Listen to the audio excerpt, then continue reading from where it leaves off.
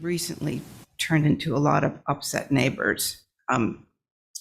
That's another whole topic, but so last night we had our meeting, and this is our agenda, and I just wanted to pass it out to you and have you note the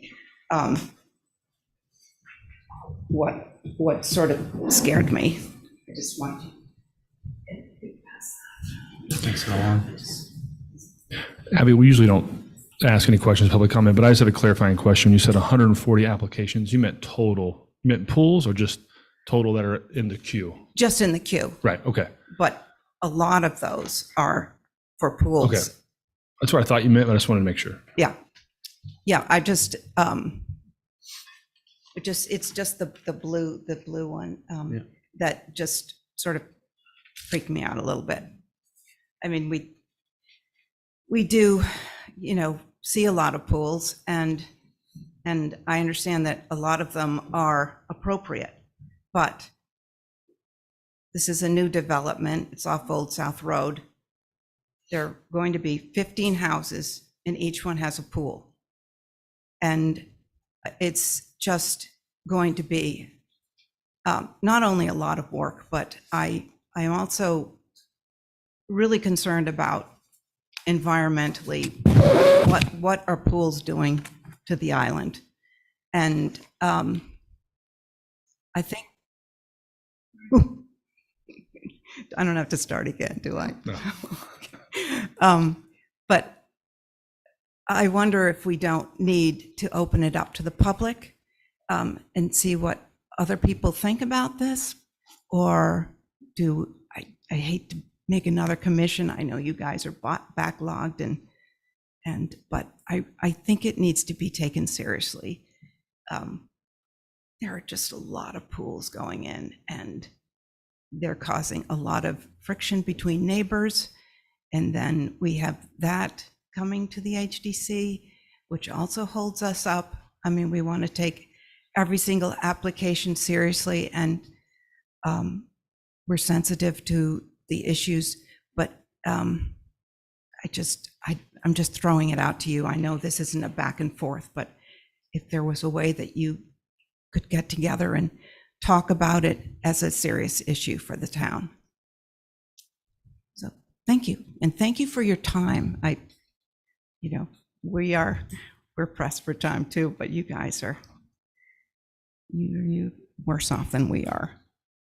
Thank you, Abby. And thank you for your time. Yeah, thank you. I think you might spend more time than us when I see a list like that. Yeah. Is there any other public comment that's not on the agenda tonight, either online or in the room? Okay, seeing none. There's no new business that I know of. Can I get a motion to approve the minutes, September 28th and October 5th? Also approval of the treasury warrants for October 12th. So moved. Second. All those in favor? Aye. Aye. That passes unanimously, 4-0.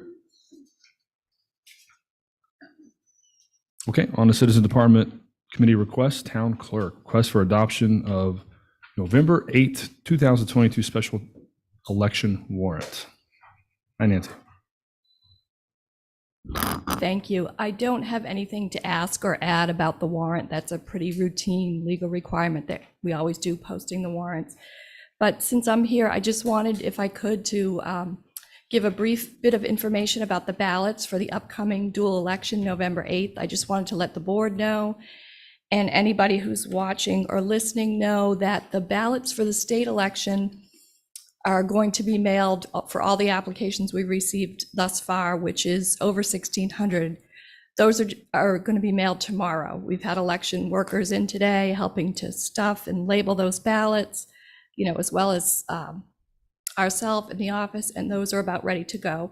So be on the lookout for those. And then the town election ballots will hopefully follow in a few days. We haven't quite received those ballots yet because, of course, the deadline to turn in the nomination papers was October 5th, but those will be soon on the heels. And I just want to remind everybody, if you requested on your little voting card, if you requested to receive all elections this year, you're going to get 2 ballots. So please don't immediately think, oh, they sent me 2 ballots by mistake. It's for the 2 elections. Please look at them and try to mail them back in the appropriate corresponding envelope. And then lastly, I just wanted to say, this is on the town website and there'll be upcoming ads in the Inky, but the early voting in person starts a week from Saturday, October 22nd, and there's going to be 2 weeks of that, 12 days. So if somebody hasn't sent in a card and they're not sure they can make it on election day, November 8th, they can still come and vote at 16 Broad, starting Saturday, October 22nd. Thanks so much. That's for both, Nancy, right? That's for State both elections, and yep. Local. Yep, so you can come in and you can vote both ballots if you want to, or just whichever one you want. Thank you. Do we use other media besides the Inky to promote this? It's on all of our social media. It's on the state elections website, our early voting hours, and there'll be an ad in the paper as well. Okay, but not the other local media? Well, the other local media usually does put it up, Pick like it up. Daybreak. Okay. They generally do, and I'm sure they will. Okay, Yeah. thanks. Yeah. Thank you, Nancy. Is there a motion to approve A and B? To adopt both? So moved. Second.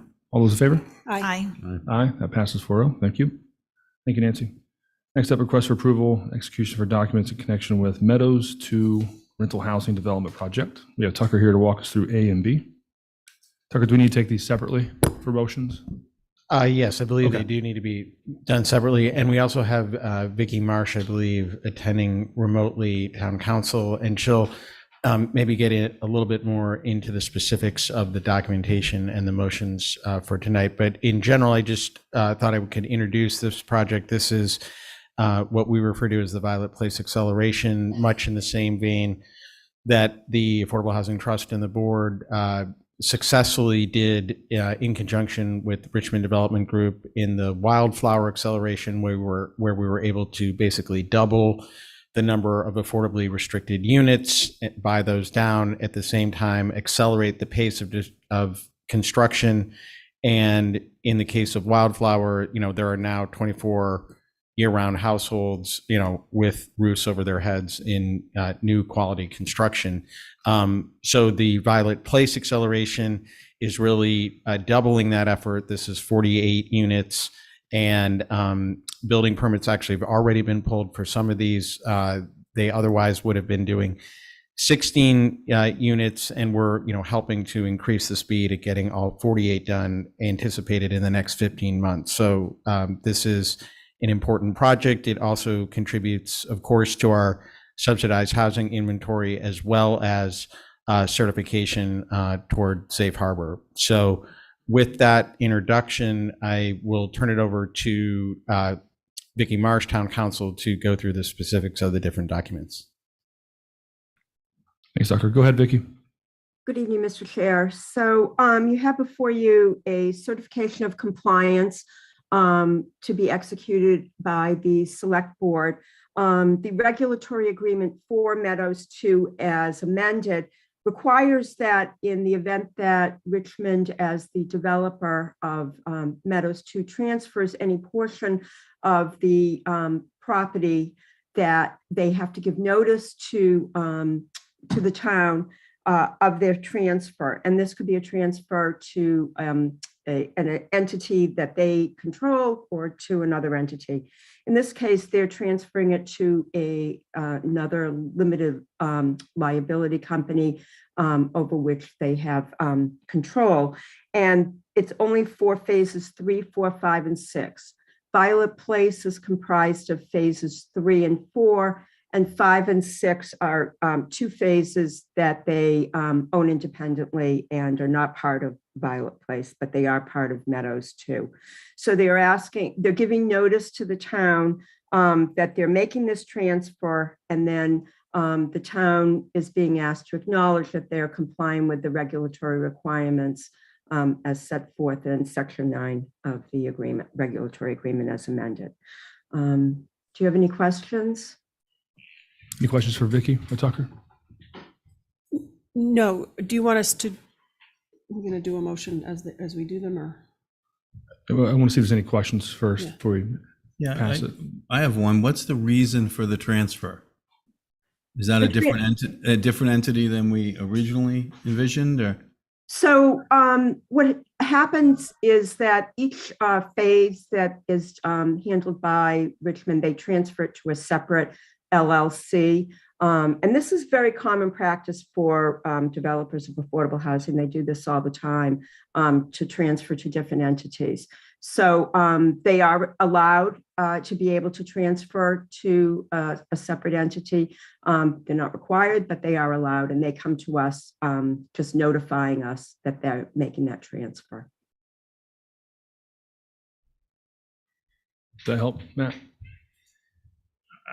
I'm not sure the answer is why. Is there liability reasons? Are they, what is the reason for a developer to transfer?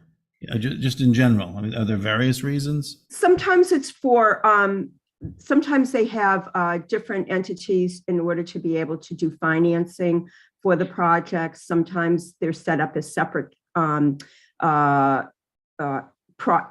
housing projects. In this case, for instance, this is called Violet Place. The other one was Wildflower. They did the same thing with Wildflower as well. They transferred the phases that were going to be in Wildflower to a separate limited liability company as well. So this is a process that Richmond has been doing as a matter of practice in the development of Meadows 2. Tucker, do you want to add anything? I mean, I agree with everything that Attorney Marsh just said. Sometimes they have different financial partners involved, but they retain a controlling interest, which is really sort of the key thing in both the case of Wildflower and Violet Place. I just was going to add that DHCD has already, found them in compliance with regard to this first item. Okay. Anything else, Matt? Don? No, that makes sense. Okay, we can do a motion just on A first. Well, another question for Tucker. We're getting 12 additional units for this amount, right? Yes. So this is buying down, so in the absence of us being involved, there would have been 12 units restricted at 80%. So with our involvement, there now will be 6 units restricted at 70%, 6 at 80, 6 at 110, and 6 at 120, rather than market. And the distribution of those AMI levels is, we understand, consistent with applications that they had received, for the overall development. So they're trying to tailor the affordability restrictions to what they're seeing from applicants. So we've gone from 12 to 24 is the short. That's correct. Yeah. With a different allocation of. Right. And what is the AMIs. per unit, how is this unit per unit cost compared to Wildflower? It's slightly higher. Construction costs are different today than they were when we did the Wildflower acceleration, but they're I think approximately 15-20% higher than they were when we did that project, Right. which is not bad considering the environment. Is there a motion? Oh, one more question. Just double checking. Perpetuity, is that forever or is there a legal limit to that? Right? It says perpetuity, and I think to me that means forever. I want Vicky to answer that is forever, Vicky, correct? Forever is forever. Yes, it's in perpetuity. So even if there's a foreclosure of a mortgage, that the affordable housing restriction survives. All right, good. Thank you. You're welcome. Matt, I'll wait till you make the motion so we know. All right, I'll move approval. Second. Nope, just A. All those in favor for A? Aye. Aye. Aye. That motion passes 4-0. And then B? Vicky? So I've also asked for you to approve of any other documents related to the Violet Place project that are necessary for this, to effectuate this funding.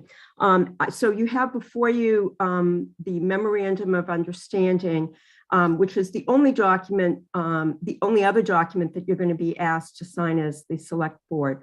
I also provided for you, just as a point of reference, the grant and loan agreement and the promissory note on this transaction. And so they provide the framework for this particular transaction. So as Tucker has already said to you, the transaction is going to allow for a buy down of the levels of certain levels of affordability on a number of these units, as well as an acceleration of the construction for this, so that as a result, the town is going to be able to protect its safe harbor, which expires as of December 14th of this year. So the amount of money that's being loaned under this particular transaction is $5,950,000, of which $2,370,000 is going to be a grant, and the rest of it is going to be a loan, provided that the units are able to be certified and in compliance with the subsidized housing inventory, and will also be created for affordable units. So the loan is for at the rate of 4.866% interest, which is the interest rate that the town is paying on this particular loan for the bonding of this project. And the landowner, Richmond, has agreed that they will expedite their construction so that we will be able to meet, hopefully, the safe harbor. Do you have any questions at all about these documents?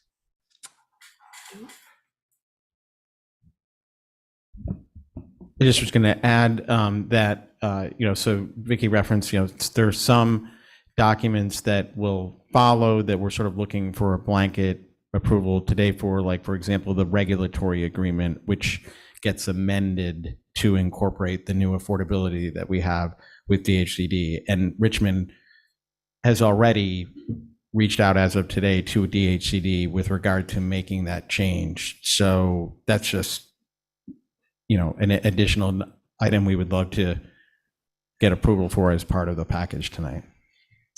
Any questions or comments? Move approval? Second. All those in favor? Aye. Aye. That passes 4-0. Thank you, Vicky. Thank you, Tucker. Thank you very much. Okay, we move the tree removal denial appeal to next week. On to town manager's report. Thank you. I think we have Chuck Larson, our strategic projects manager online, and I just wanted to give a quick overview. This is a project that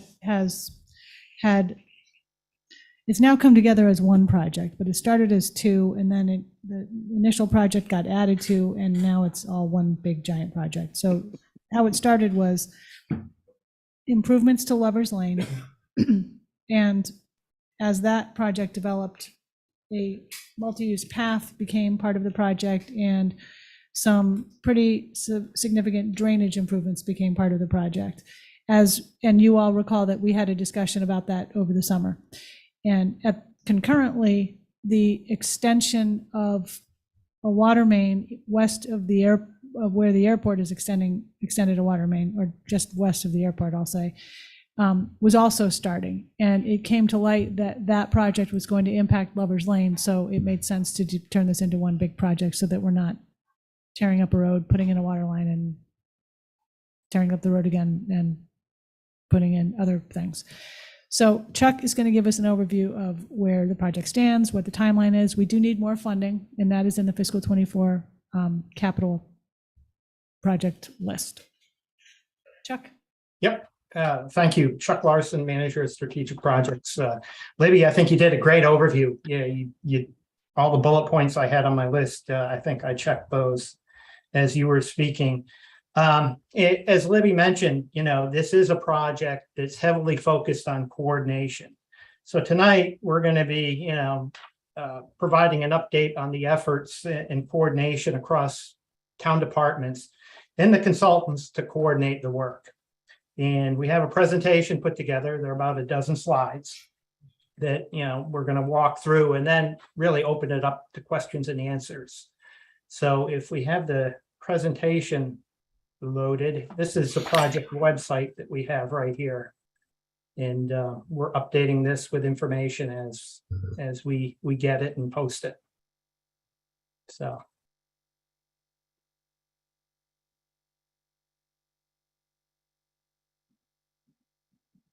Next slide. All right, that covers that. We're going to start off the first presentation with CDM Smith, and that'll be Jim Drake, who's the project engineer.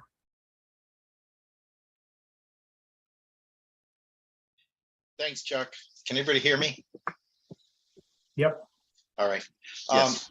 You want to flip to the next slide? Thank you.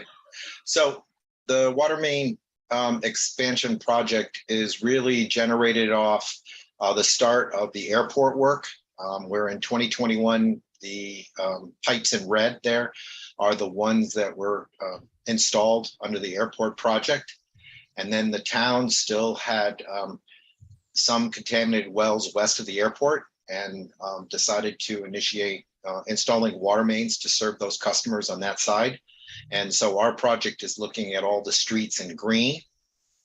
As Chuck said, we are trying to coordinate all of this work with GPI's work where necessary on Lovers Road, Ottawa, and Monahans. All of these pipes were simulated in a hydraulic model by CDM Smith. And in 2022, we had a water modeling report that recommended 8-inch and 12-inch in this area for fire flow and for water distribution, and also looking at the future expansion of the system potentially if required by the town. So this is supporting water mains to make sure that we do it right for the future. Next slide.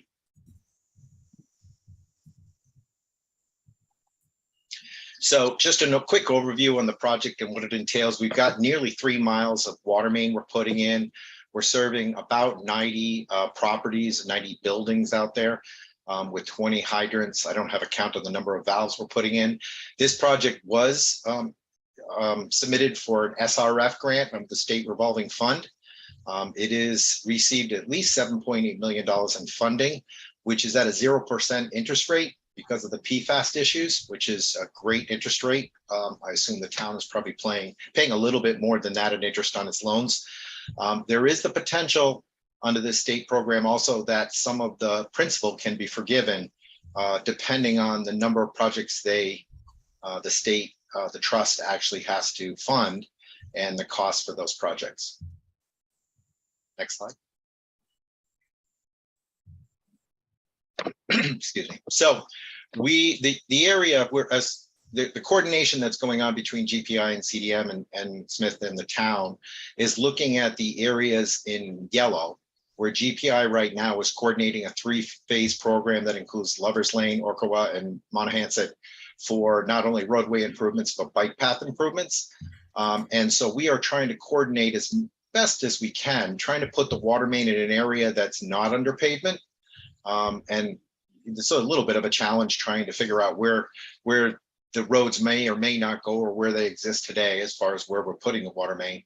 And then on the roads that are in green, that would be Skyline Drive, Webster Road, and the 2 extensions, the dead ends.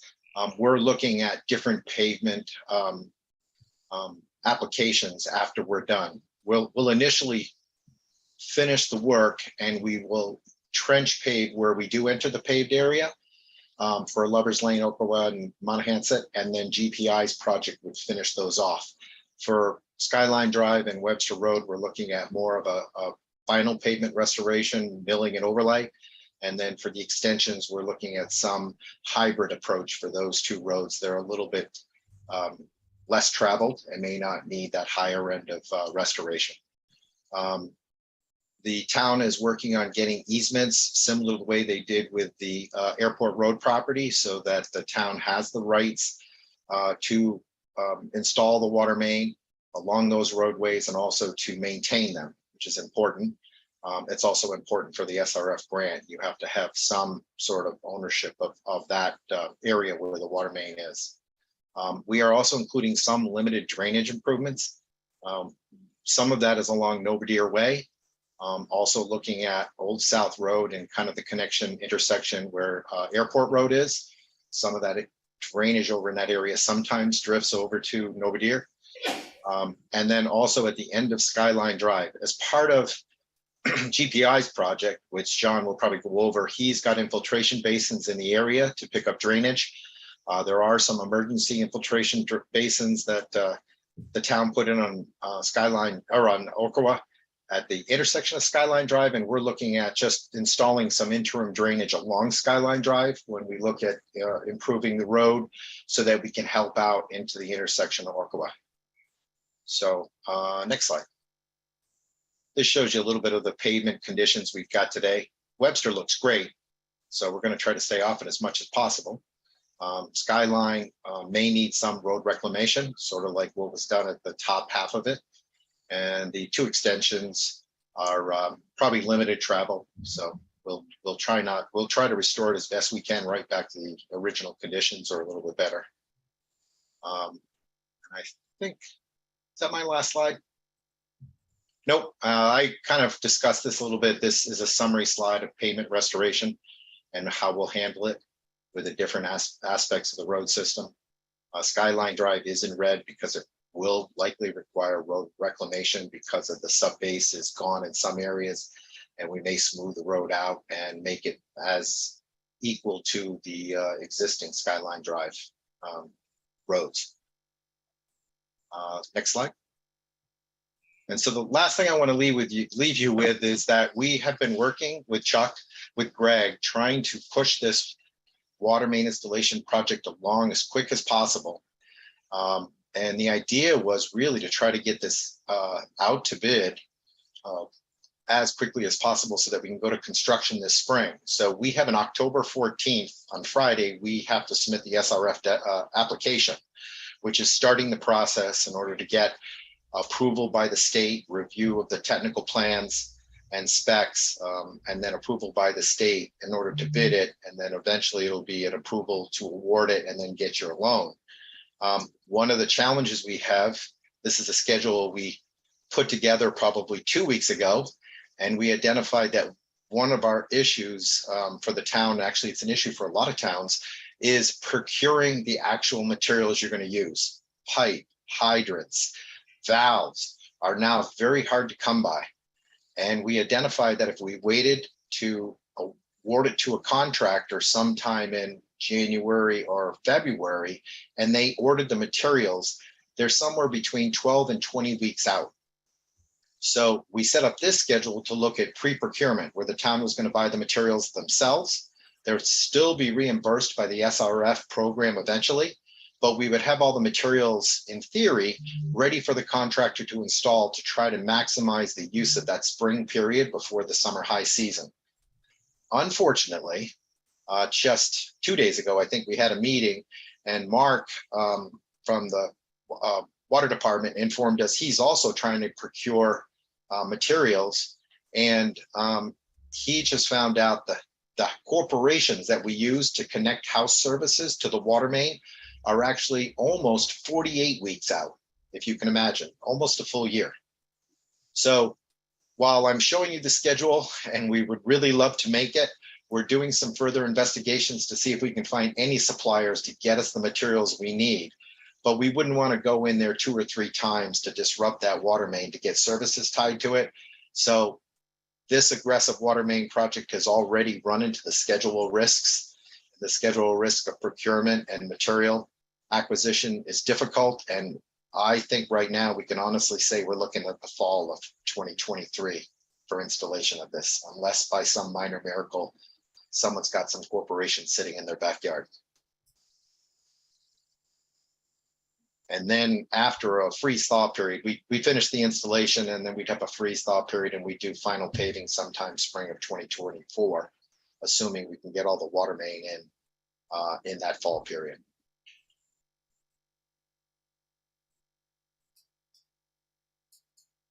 I think I'm done. Okay, Jim. Yeah, thank you. So that's next jump to GPI. John Osorio is the project engineer with GPI.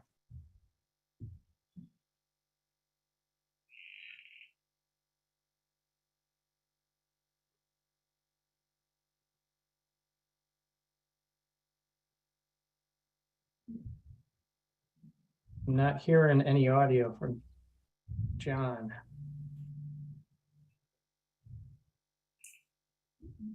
Yeah, we can't hear it either. Unfortunately, John, we can't hear you.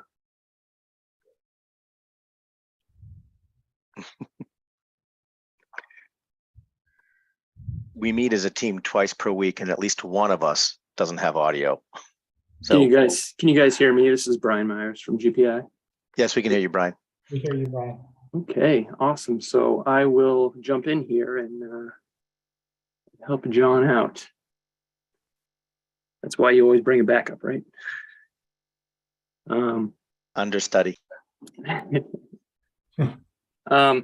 Okay, so GPI, we did give you, we did go over this project this summer. I believe it was July.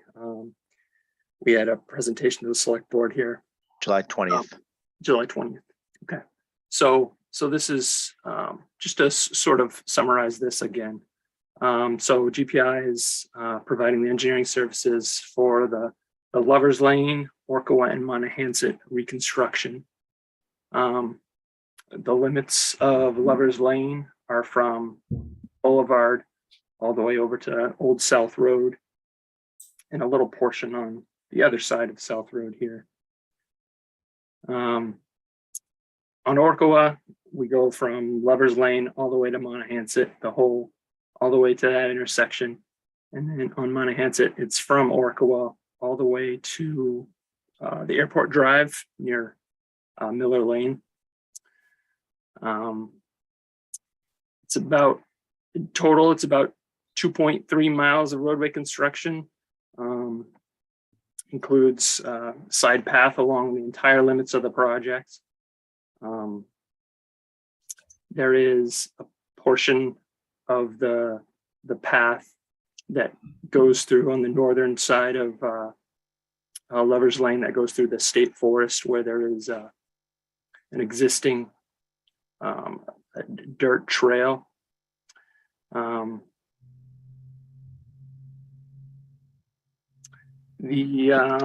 the biggest part of the aspect of the project is the drainage. We're updating the drainage. It'll be a closed drainage system, which will completely remedy the existing ponding and flooding issues on Lover's Lane, Davcom, Orkawa, and Monahans. There are multiple drainage outfall locations, but there'll be underground infiltration chambers along the corridors, to improve water quality, minimize maintenance, and meet regulatory requirements. And they won't be visible, which is great. Chuck, I have a couple questions. When the side path, that's a multi-use path, correct? Is it 8 or 10 feet? Right, yes. So, yeah, there's some of the terminology, multi-use paths, bike paths, side path. They're all relating to the same thing, but that's a good question, Jason. I'm curious how wide it is, and then on Okawar and Monahasset, which side of the road will it be on? Or where did you find out was better for the whole project? I could show you on these next couple slides. The next slides, yeah. Okay. Go ahead. The next slide here. So on Lover's Lane, you'll see the path is on the west side.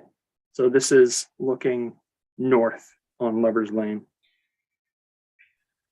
So what you'll have here, we have 20 feet of pavement for the roadway here. We'll have a separation from the majority of it, of a 5-foot, vegetated buffer here. And then we have a 10-foot path. And that's all the way. This is representative of most of Lover's Lane, all the way to where you get to Rugged Road, where it hops into the state forest, and it is much more separation. If we move on to the next slide here, I can show you. This is representative of both Orkawa and Monahans. So the same section here, but it's sort of reversed. So this is looking from Lover's Lane, looking towards Orkawa. So we'll actually be on the south side of Orkawa here. And if you're on Monahans, it'll be on the east side of Monahans. And same path, but it's a different layout we're working with here. This is 40 feet versus the 66 feet we have on Lover's Lane, which is much less to work with here on Orkawa and Monahans. So if we move to the next slide here. This was the summary that we gave you last time here of construction costs. We're about, for Lover's Lane, we're about 6.7 to 8 million. Orkawa, 2.3 to 2.8, and then you can see Monahans is about 4 to 4.8 million. And that's all I got for you. I have a question. Did you skinny down Lover's Lane? Was that 22 feet before? Yeah, we had it at 22 feet, and we decided to bring it down further after discussion with the team here. That's better. Yeah. Chuck, question for you. I'm assuming that this will take care of or address the problem of the drainage and the flooding and the standing water at Davecombe and Lover's Lane. Correct. And one of the unique features of this project is that we are designing it with a capacity for the 100-year storm.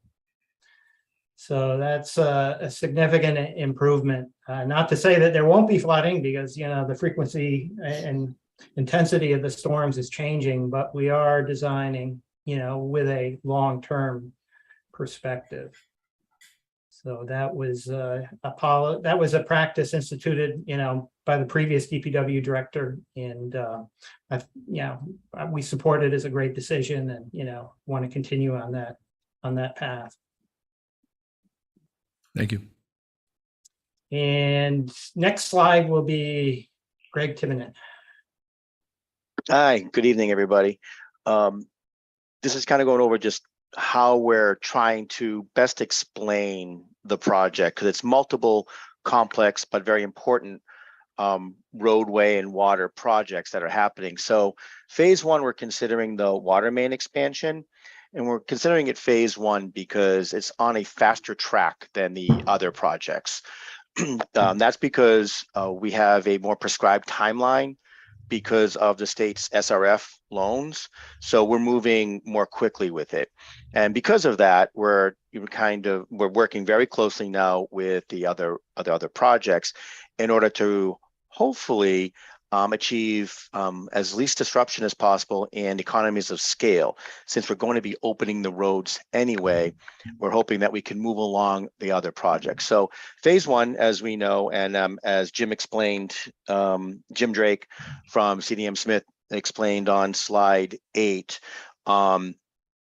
may not actually be, it's in design phase right now, and we're submitting the final applications to the state with our SRF application. May not happen until maybe next fall, but it's still a faster process. And that's all very fluid right now with the supply chain, as Jim explained. Phase two, we consider Lover's Lane, and that is, as I think the chair just asked, it does involve a stormwater project for the drainage, the side path, which is the multi-use lane, as well as road reconstruction. It will be paved. That's phase two because it's already in design, as you know. On July 20th, as Brian from GPI mentioned, you had an update about this project. So it's already well in the design phase. We have some funding, but as the town manager mentioned, we will need to come back to town meeting for additional funding. Phase 3 and 4 obviously follow this because they're not yet funded. They're in the plan. The town has already taken these roads, so the county and the town, but right now they're in out years in our capital improvement plan. We're hoping to actually move that further up, and that's going to be part of our proposal to the town manager as part of our project team of achieving quality figures for this and going for earlier funding for these projects. So once we're opening the roads, we don't have to then open up the road again in 2 years or 3 years. And where there may be trench paving, it's only down for months instead of years. So that is hopefully that's what we're hoping to achieve as part of our project team. Part of this project too, especially with the water main project phase 1, we have a pretty intense and efficient easement team that is made up of Erica, our operations administrator, myself, Ken Bogrant, who's our real estate specialist, Chuck, and Vicky Marsh from KP Law. The Skyline Drive and Webster are private roads, so we are actively seeking voluntary easements for those projects, as well as 2 other locations elsewhere in the whole grand project area at the ends of Monahanset and Orqua, or Erica can correct me on that one. And there's also going to be potential that in phase 4, the Monahanset area, Monahanset gets very narrow at a curve by the airport fence, and we may need to take additional property there. That's just in design now. That is just being reviewed and researched. So that'll come back to the board later. As far as public outreach, Erica has already displayed the project website that Florencia Rulo, the town's public outreach manager, created, and it's done in the multiple phases, and it's loaded with information already. And it'll have all the presentations as well as any. We have a poll on there already. We'll continually keep it fresh so people hopefully will be engaged through the website. But we do intend to have some public outreach sessions for abutters in November and January. The reason they're not scheduled yet, which we're still waiting to get those final ideas, those final plans, a little more knowledge of the projects before we go to the neighbors. And as I mentioned about funding, The town manager mentioned earlier, we're going to be going back, hopefully this town meeting, for additional funding for Lover's Lane at least.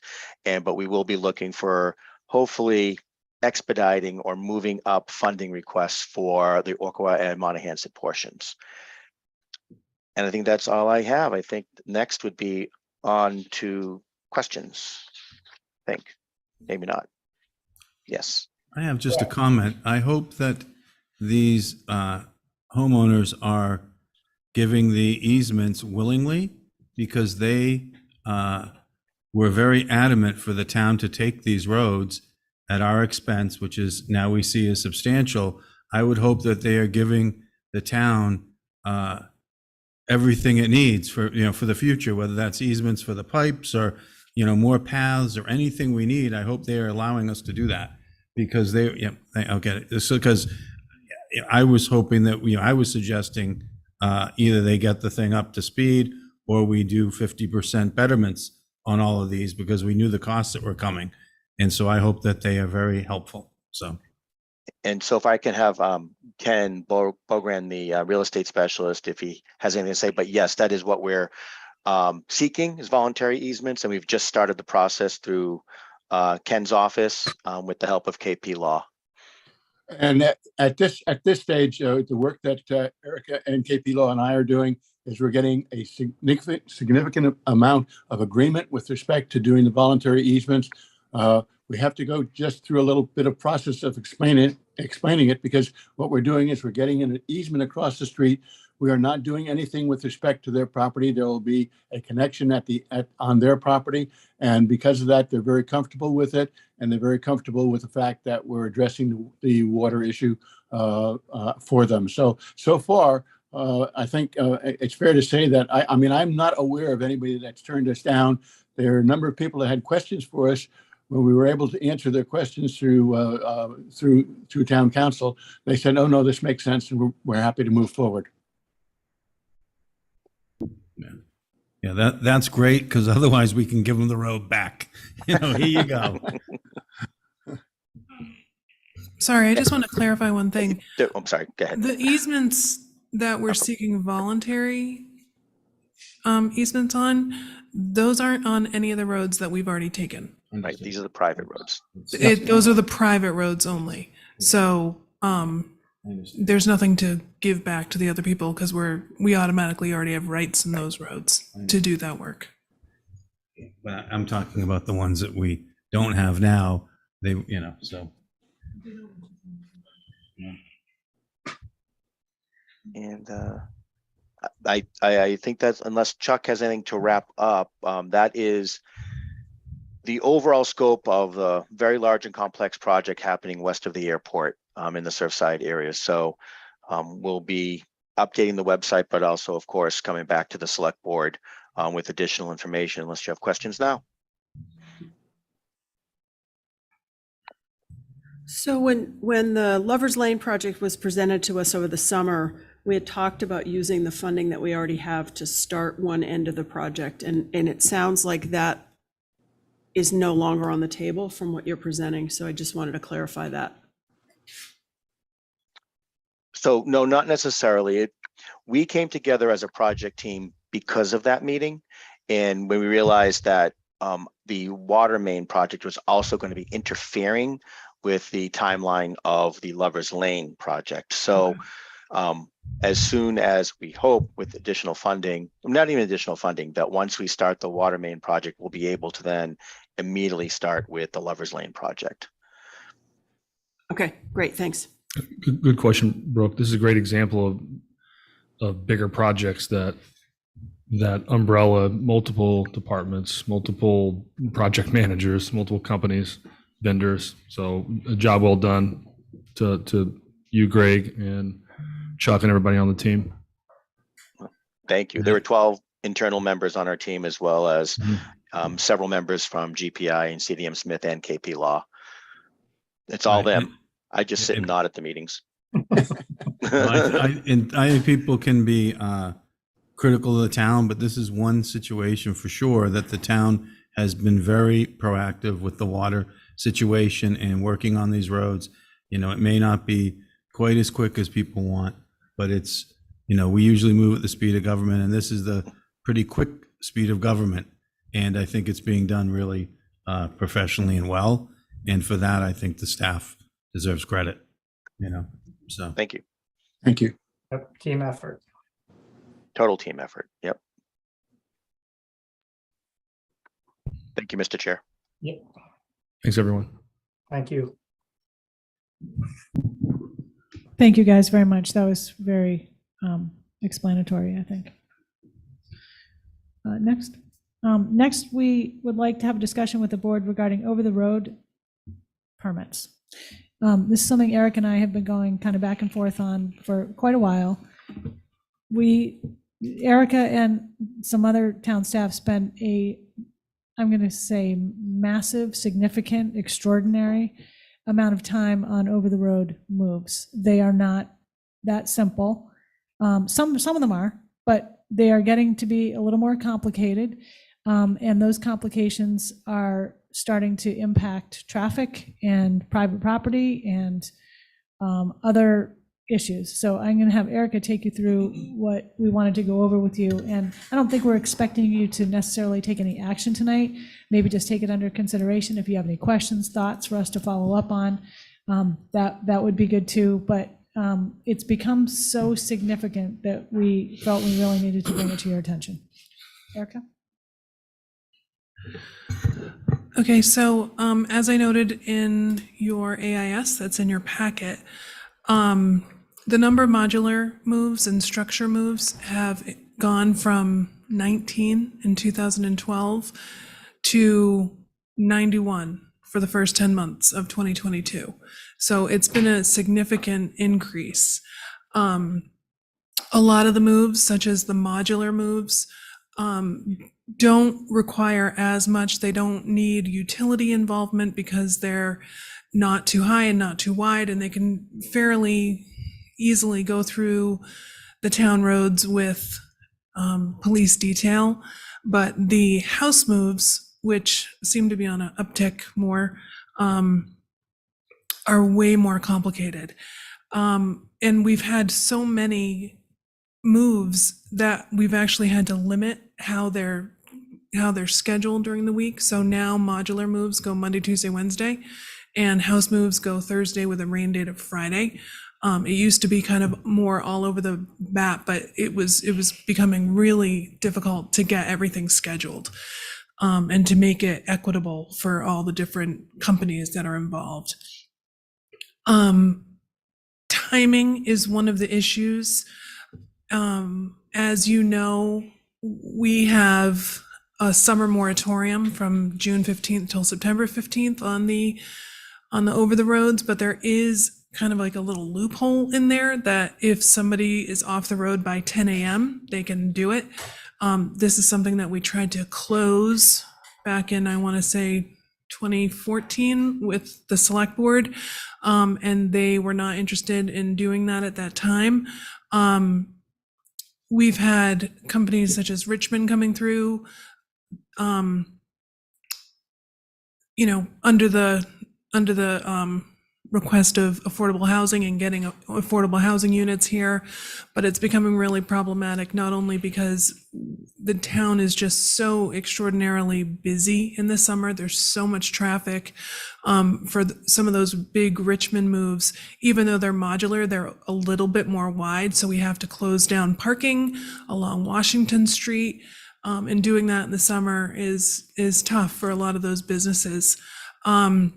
It's also just very problematic for just regular traffic. And even just something as, you wouldn't think that a shed move would really be a big deal happening in the summer, but even the state police have said the way it impacts traffic in the summer, it just backs everything up and it's pretty much a nightmare. So that's one of the things that we've been dealing with. We did have a lot of back and forth with the Steamship Authority this summer.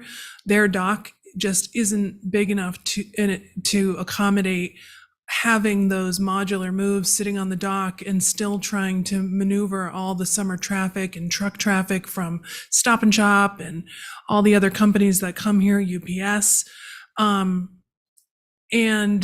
it's just, it's become a little more tougher. In the past, we never did moves in the summer, maybe a shed move every now and then. And now it's becoming more of a request. And we've been putting those requests before the board because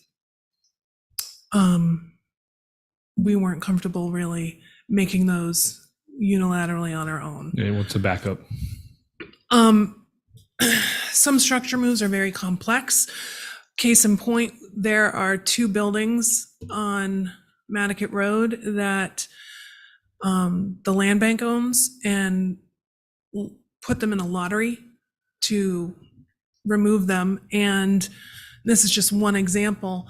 And it's a house and a cottage, and it's great because they're going to local business owners and they're going to be used for housing of employees. I have spent, I don't even know how many hours on just one of the 2 moves in terms of scheduling meetings with all the utilities and departments and the haulers and the permitting people and the homeowners, because it was too big, it was too tall, and they needed to go down Old South Road. And typically we don't allow moves to go down Old South Road because of the main transformer on either end. If we took down the transformer here on the corner of Fairgrounds Road and Surfside, Old South Road, that would effectively shut down power to all of 2 Fairgrounds Road, 4 Fairgrounds Road. It would shut down 911. It would kind of, the impacts would be too much. So for this cottage that's happening tomorrow, they had to cut it down in order to move it. And they had to cut it down significantly to make it work. And so that's just been tough. And we have certain routes that we try to use regularly. And so the utilities know, like, this is what has to happen on this corner. This is, we need to raise it up or lower it down. Recently, Verizon apparently has strung a new fiber across Bartlett Road at Surfside Road. We've been routing moves down Raceway and Bartlett to avoid the hospital and the schools. But now that they've done that, they've rerouted everything back to Vesper Lane. So we'll see how that goes tomorrow. They have the caveat that if they are moving anytime near when school is out, they have to wait until all the buses and school traffic has passed before they can resume that move. The utility moves, the utilities, as I noted before, most modular moves don't require much action in terms of the utilities. And I'm talking about National Grid, Verizon, Comcast, the fiber networks. But structure moves do require them. And when the utilities are involved, power and cable outages are possible. We've had a lot of calls that we've been fielding the last couple of years from people who are on oxygen or have other medical necessities that they need power. And sometimes the companies aren't good at doing their notifications, which they're required to by law. And they go late, and then people call us panicking. And so that's been tricky in terms of managing that and making sure that they've got, and then I'm talking to the fire department, and the fire department is talking to them to make sure that they're confident in what they can do when the power is out.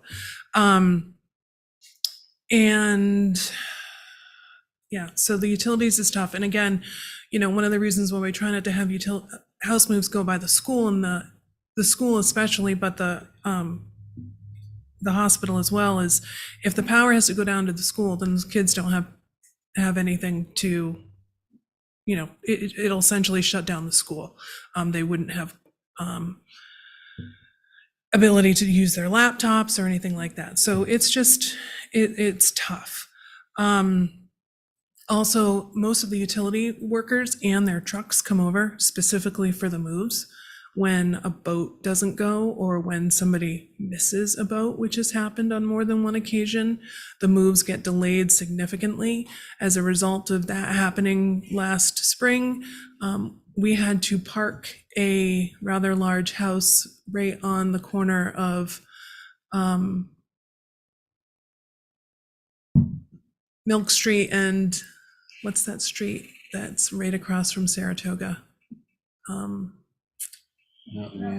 Mount Vernon, thank you. We had to park a house right there on the sidewalk and in the road. That is not ideal. That is not what we try to have happen. So that's just another issue. Hauler compliance has been another tricky thing. We've had a company misrepresent the sizes of the structures. And when the utility companies show up, they say, this isn't even close to what you put on the permit. These are the trucks that we brought. We aren't equipped to do this move. That happened in the spring. We've had a hauler literally stop the move in the middle of the road and get up on the roof and start sledgehammering the chimney to make it fit under a wire.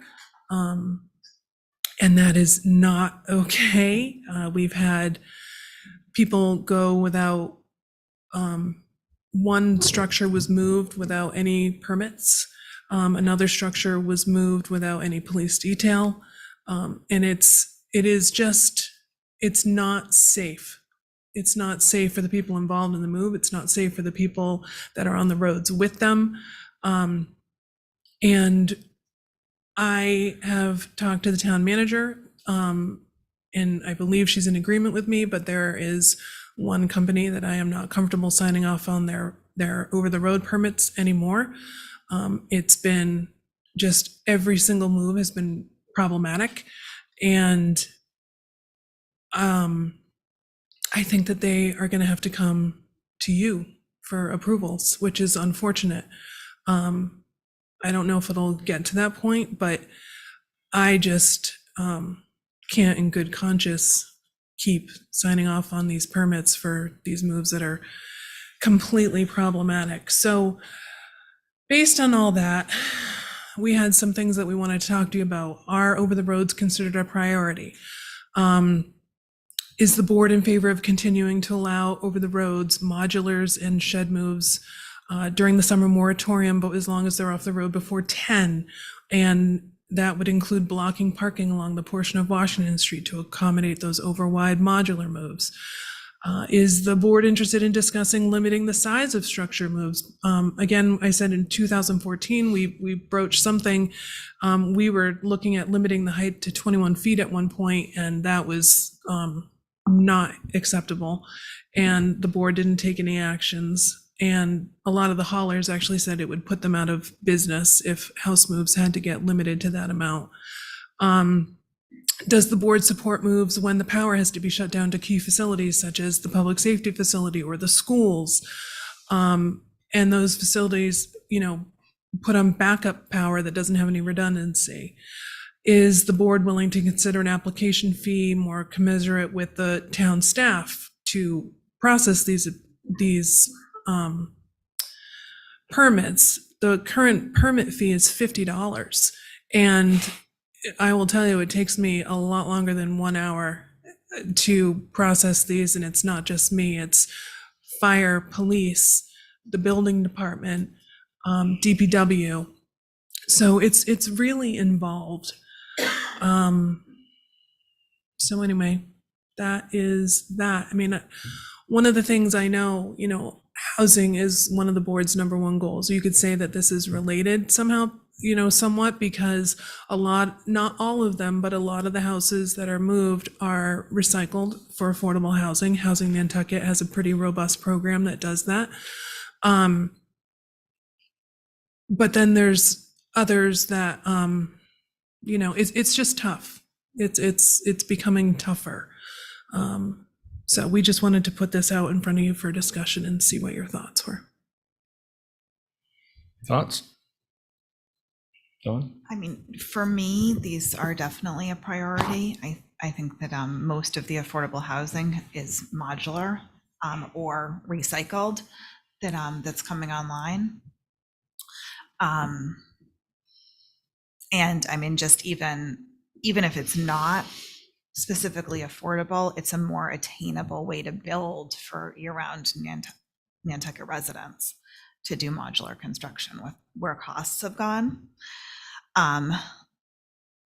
So I think it does need to remain a priority. I'm fine with a fee being more than $50. I mean, obviously, there are separate building permit fees on top of that for once the house is like on the site, an HDC application fee. And so there are other things involved, and maybe we could consider some waivers for different degrees of affordability or like reductions if we go up in the fee on market rate.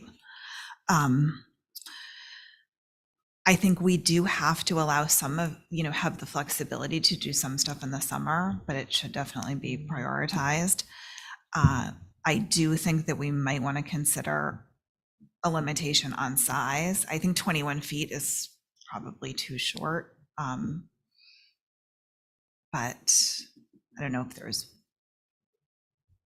there should be a smaller width limitation, and I'm not sure what the answer is to the power being shut down. I mean, that concerns me from a couple. But if we have backup power, and how long is it off for, and what time of day is it at? I'm not sure what the appropriate answer is to that. So those are my initial thoughts. Thank you, Don. Brooke? Yeah, I mean, there's another public benefit is when houses are recycled, they don't go in the landfill. So that's a secondary benefit to the community. I mean, I know that we've had some delays in modulars that came, in the summer and created some stress at the steamship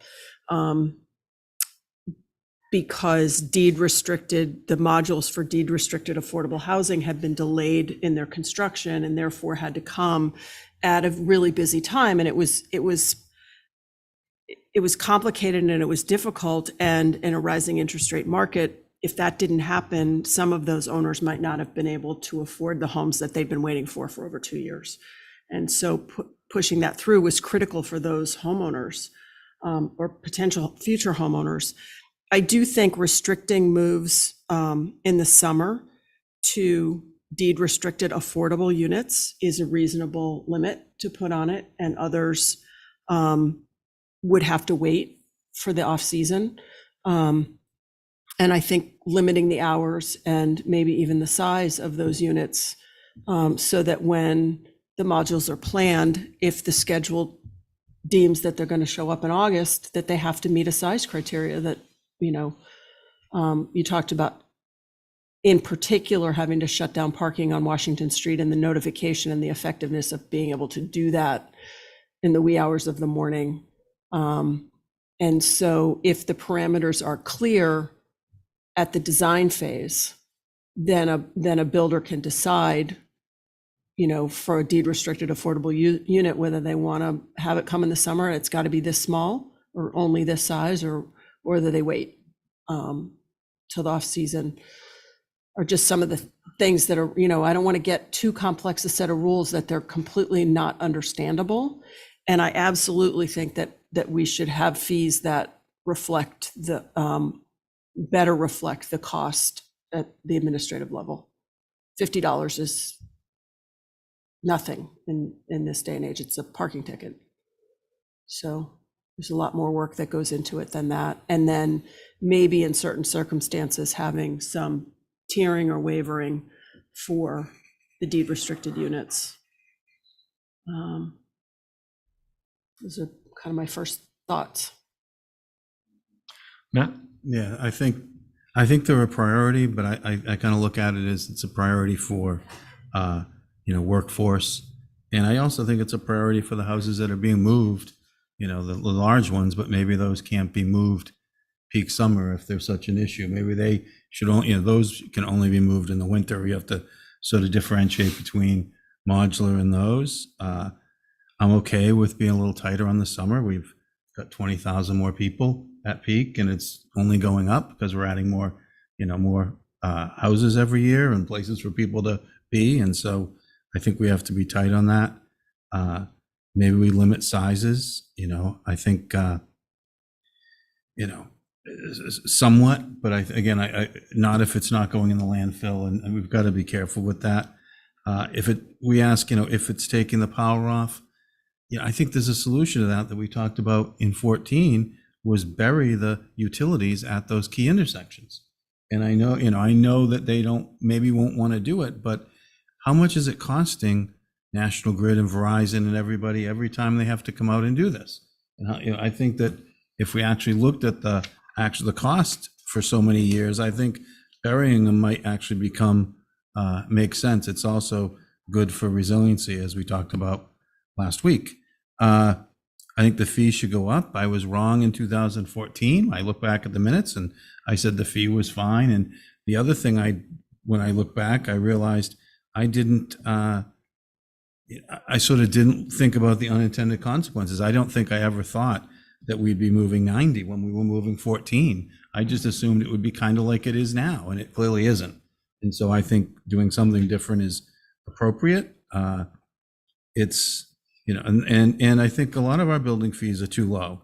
So I think I think that's fine. It's not even coming close to the time we're doing that you guys are spending if you actually added it all up. I think the haulers have got to make you, Erica, happy. And if they don't, I don't think they should be doing this. They shouldn't be in business. If they can't, work with the town and work with you, and they shouldn't be coming to us, to do to act recklessly or do things that are inappropriate, sort of, we get enough trouble, as a select board with people coming to us hoping that we'll, undo things. I think that's pretty easy, keep you happy, and they should be fine in their job. And look at what else did I have here? Oh, and there is another option for some of this. You can do panelized construction at similar costs to these, and it can come over on a single trailer and get lifted up and put in place with cranes. I've done it myself. And so, it's not like if we said, well, you can't do this for 4 months, that there isn't an option. There are other ways to put a house up that's very energy efficient, very well built, and still affordable. And so, I know the modular is how we're doing it, but that doesn't mean it's the only way to do it. So that's all for now. Thanks, Matt. I think we're trying to figure out the level of disruption that we're all comfortable with, and what is just a basic cost benefit analysis as it's changing. So, Eric, it's probably going to be 100 by the end of this year.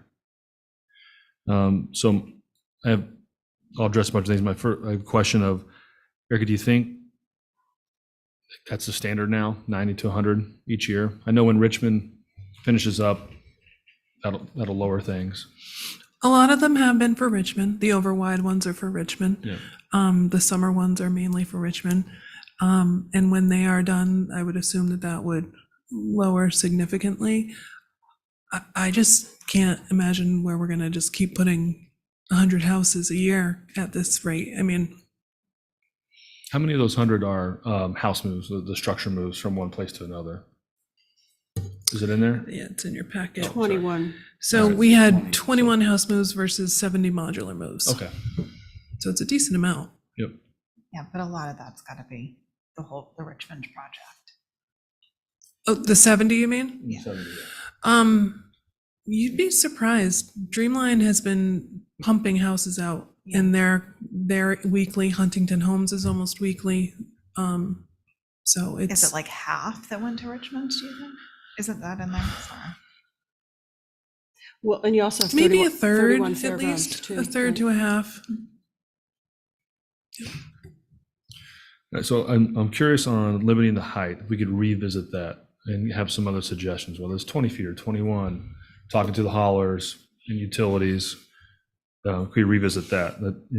It's going to put us out of business. Well, maybe not at 90 or 100. Maybe if you did 14 a year and you didn't have that many, so maybe that's changed. So it'd be interesting to have a recommendation. And sometimes the height, they just won't, they realize the limitations. Case in point, Mickey Rowland's old office building on Commercial Street that the land bank took over.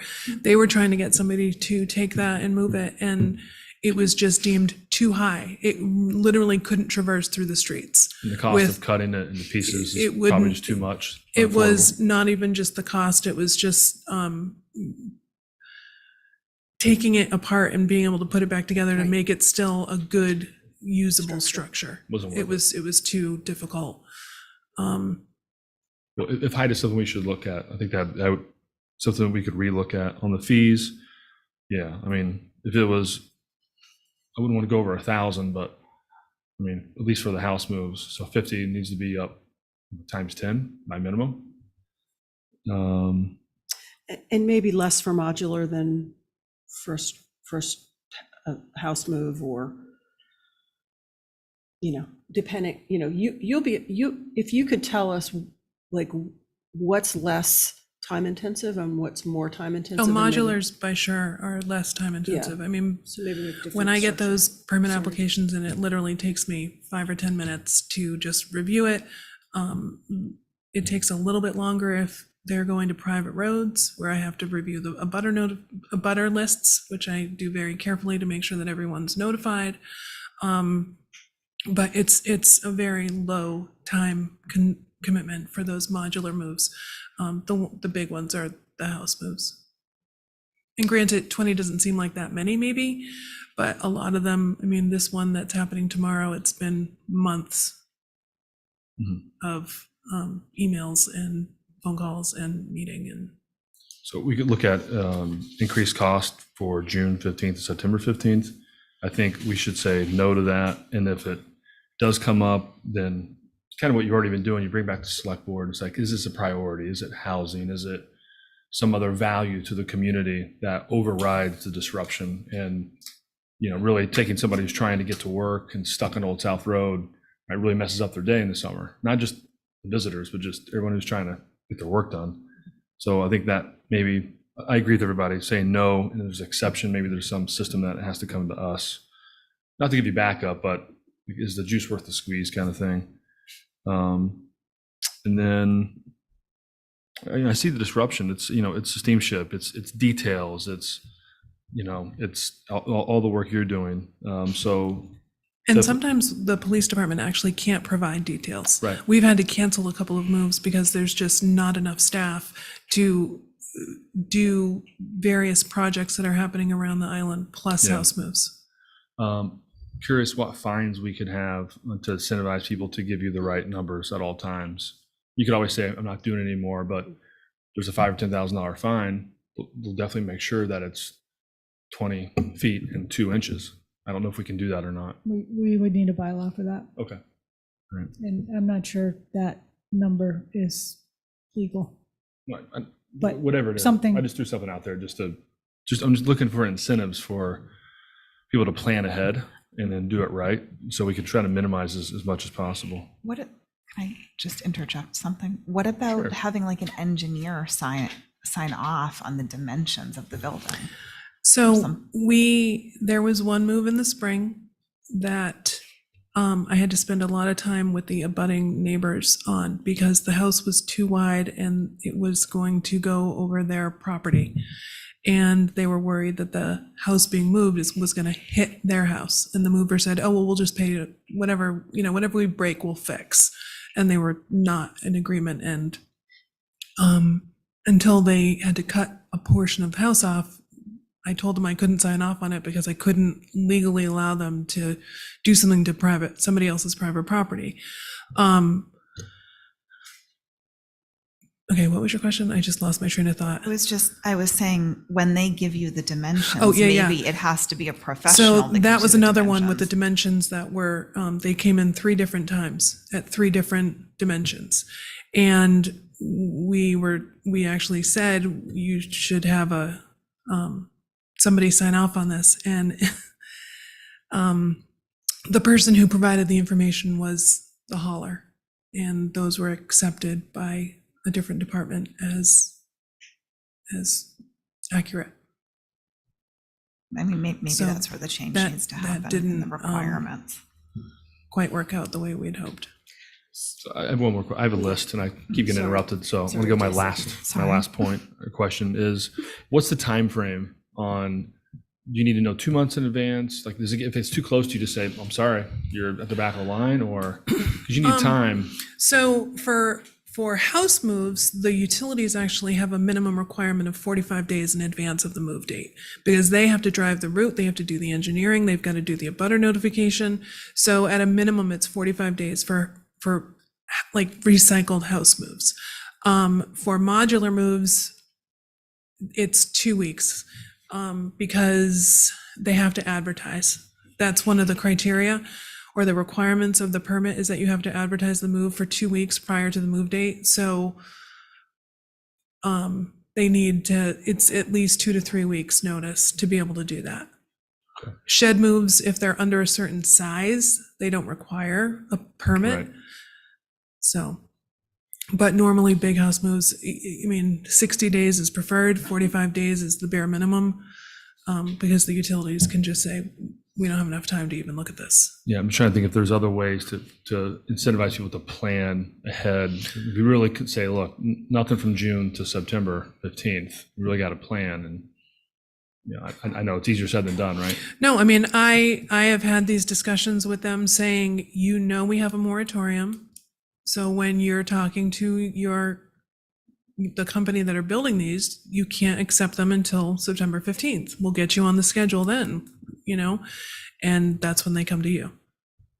Right. And it's been tough because of supply chain, and I get it. But as those things start working themselves out, I don't know how we can say yes unless it's a really big community benefit, as in year-round housing, something that manner. Yeah. Okay, it's on my list. And I mean, in terms of deed restrictions, that's going to take extra time too, to do the research to figure out who has a deed restricted property and who doesn't. And if somebody is getting it for workforce housing, who's to say that it's not workforce housing for this minute, but then next year they sell it?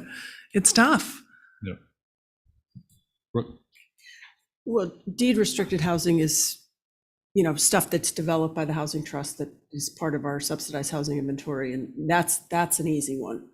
Those are projects that we know are contingent on being qualified as deed restricted. So where it's a little fuzzier is employee housing for a private employer. Does that count, et cetera? And I would say probably not. It's different if it's part of the SHI list and the affordable housing development. And then, I'm just curious, there's production timelines at these factories, right, that are pretty well planned out. I realize there've been some supply chain delays and some weird things that have happened with restructuring of companies and wholesale change of timelines that have affected some things this year. But typically, when your house is coming off the production line, they have to schedule the barge well more than 2 weeks in advance. Mm-hmm. So 2 weeks feels like we could probably lengthen that timeline in terms of the requirement to apply. Yeah. And for the most part, for people getting on the schedule, that's not necessarily an issue. I think we're more than accommodating to try to squeeze people in and get things done. I've got 2 moves coming on Saturdays that couldn't come over due to weather and needed to be rescheduled. So I think in terms of the actual planning, for the most part, that's not necessarily the issue, except on those rare occasions when you've got 31 Fairgrounds or Richmond that had some delays. Yeah. And we're looking for that exception, but. And my other thought is if you have a hauler who's providing bad information, that we could set up a requirement that if you have a history of that, you have to have an engineer sign off on the dimensions, perhaps. But even that you could get the wrong information. Is that what you were saying earlier? We tried that. It didn't work. Looking at Libby. I don't know really quite what to say about that, but because the building department is really the department that can, interpret whether or not the dimensions are correct. So if we require an engineer sign off, then it needs to be an engineer, not a hauler. Right. And then you're adding to the increased costs for that as well. Right, and that's not cheap. And it's time consuming. I mean, trying to get an engineer to do anything is, Well, it also, I Difficult. mean, there's an issue between the thing loaded and the thing on the ground. And if you're really going to do this right, the measurements are taken when it's loaded and ready to go, but you're not going to get, that's way, way, way too late. So some accommodation has to be made that, you know, it's close enough. And probably most of the time it is close enough, but not when somebody's hacking away at a chimney down a road to get it under a wire. It's really dangerous. Yeah, I think an engineer isn't necessarily needed. I think that's an extra step that's not needed, but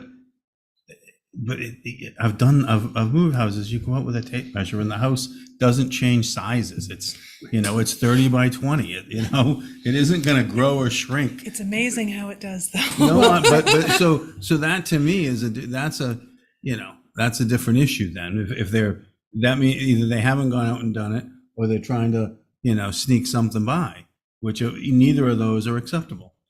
So I just think the house isn't changing sizes, So Erica, did you get enough feedback to come back with recommendations or do you? I know it was just a discussion, but. No, I definitely appreciate the feedback, and I think I want to go back and speak with the town manager and speak with some of the departments that I've reviewed a lot of this information with, and then we can bring something back. Again, we don't want to be too restrictive. I would say that for the most part, it's a successful endeavor for most of these companies, and they do the right thing and they do a good job. And there's a lot of communication that goes on for a lot of these moves. I mean, I get texts at home on the weekends if something's not happening, if there's an issue. But there's, the bad seed is just making it tough. So. I think we all said minimize in the summer. Yeah. And I think that's just, something that we need to communicate with some of the companies that are bringing units over here, that we're gonna really buckle down and say, you've got to get your stuff in early or wait until after. And I would like to see a Make Erica Happy section. And if you're I would love that. And if you're not happy, then they shouldn't be, doing this. Honestly, I mean, I know how hard you work at it, and I know how much you care about it. So, thank you. Do we have the authority to deny a hauler who has consistently created issues from getting permits? I mean, how would that happen? Well, as Erica said, we are no longer signing off on permits in our office for certain haulers because of prior problems. So if that hauler wished to continue, they would have to come to you for approval. If you said, nope, we're not approving it, then somebody's going to have to find another hauler. Okay. Caveat emptor. These are more growing pains, right? Yeah. Just talking about the trees, and everybody's trying to. Yeah. Lots are getting smaller, and.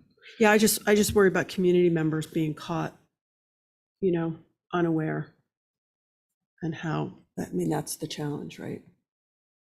Yeah, Getting and stuff. I mean, I think we'll probably have to have a larger discussion, and we've done this in the past with the hauling companies. And 95% of them do make me happy. They work really, really well with all the town departments. And they're very understanding of the impacts of to the community. But we wouldn't, we would definitely make sure that there's much communication there.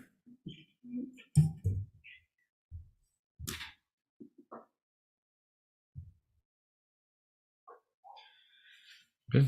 Thanks for bringing that to Wednesday night. I think it's a good conversation, and there's really no easy answer.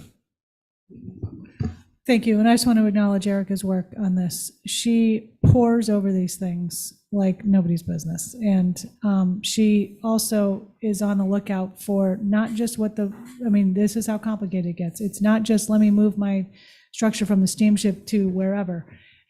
She examines what projects are going on that route, the school bus route, the NRTA buses. It's a lot. So Erica, thank you for that.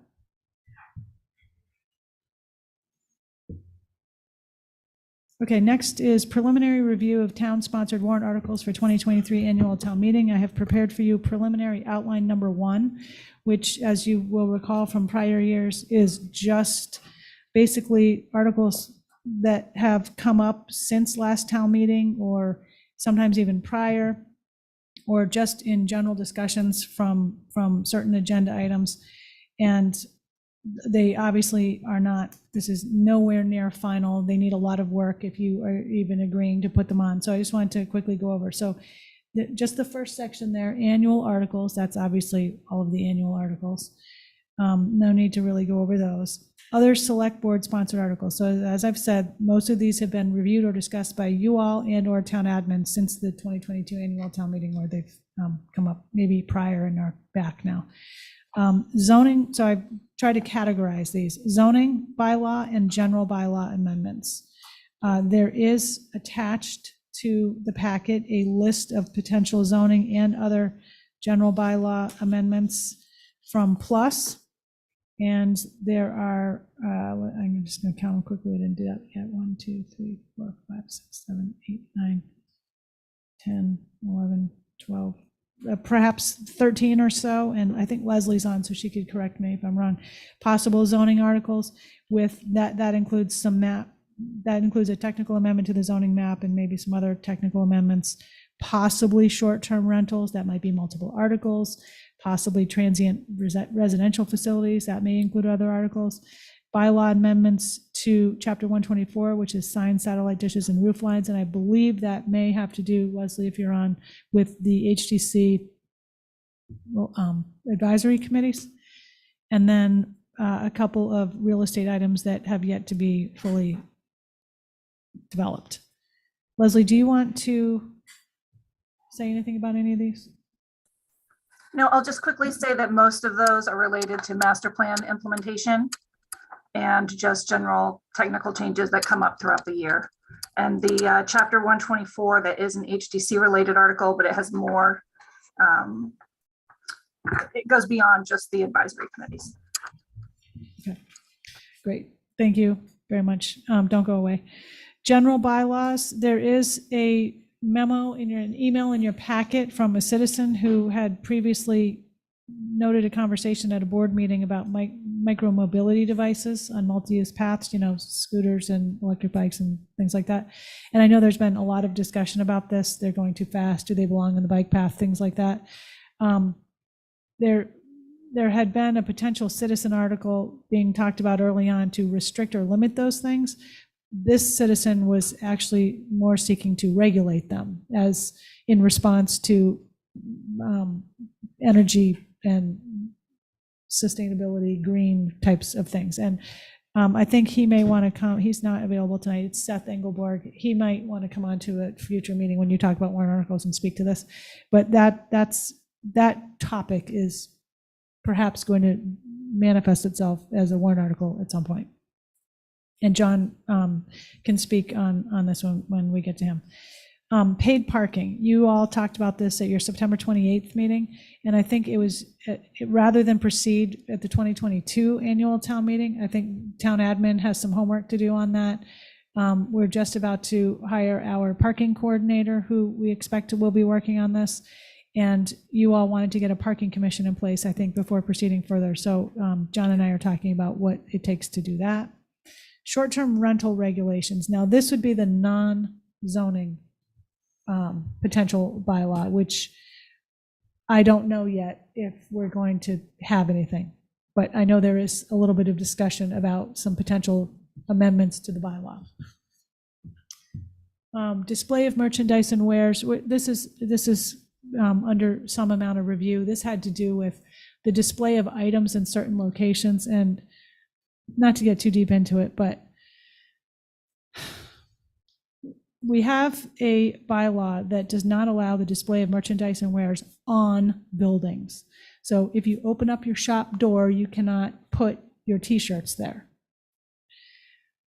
So the way, but there's some workarounds, like you put those things on a porch, or you put those things on a stand that is on the side of your property, things like that. So it gets a bit difficult, but we do, believe it or not, get complaints about the displays of these things.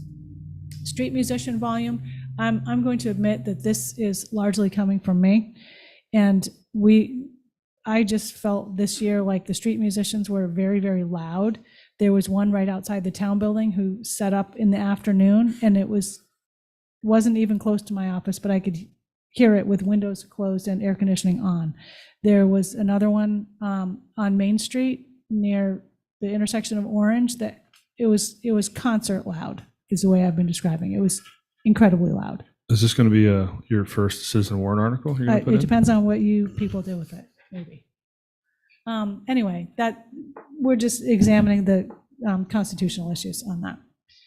Home rule petitions. This would be resubmitting pending home rule petitions from prior town meetings if they have not been acted upon by the legislature, and there are several of those. They're listed there. The fertilizer ban, as you know, that was a citizen warrant article. It was approved at the citizen home rule petition. It was approved at town meeting.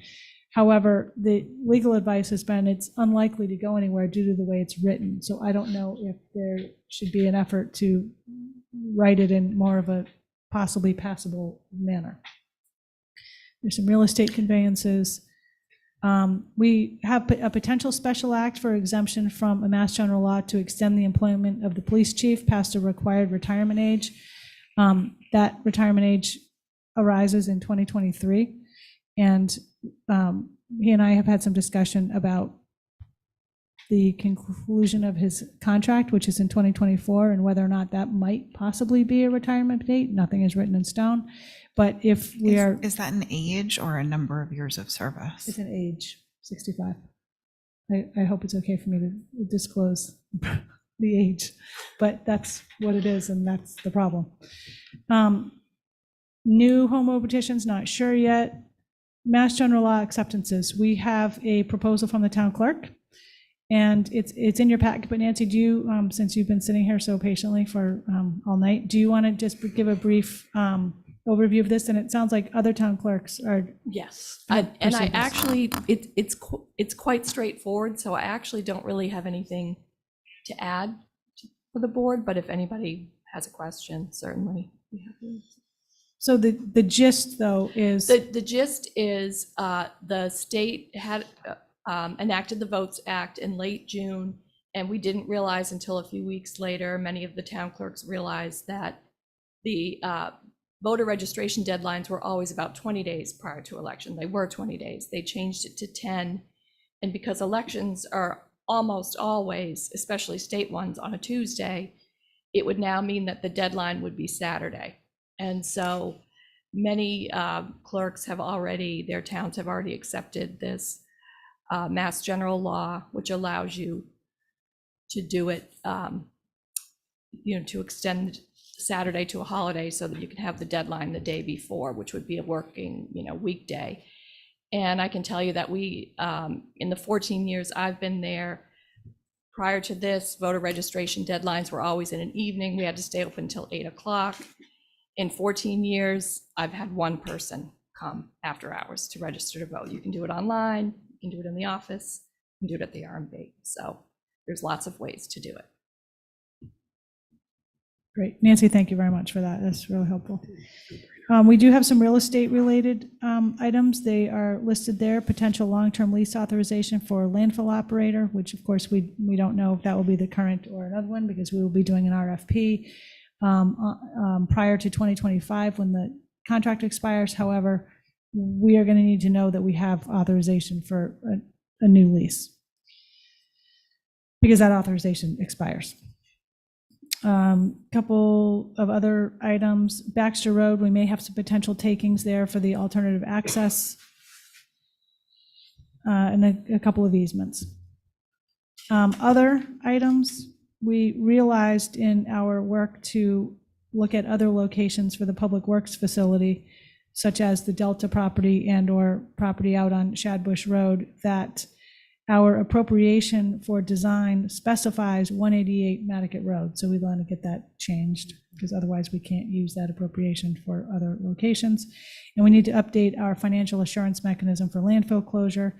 And then potentially, of course, we don't know this yet, we'll possibly have some ballot questions, debt exclusions or capital exclusions for capital projects or real estate. And the finance director and I have been discussing a potential operating override for the Solid Waste Enterprise Fund. Citizen articles, as we mentioned earlier, are due on Monday, November 14th. And John, Giorgio, would you want to give a little update about, if you think it's appropriate, your sessions that you had last week with citizens?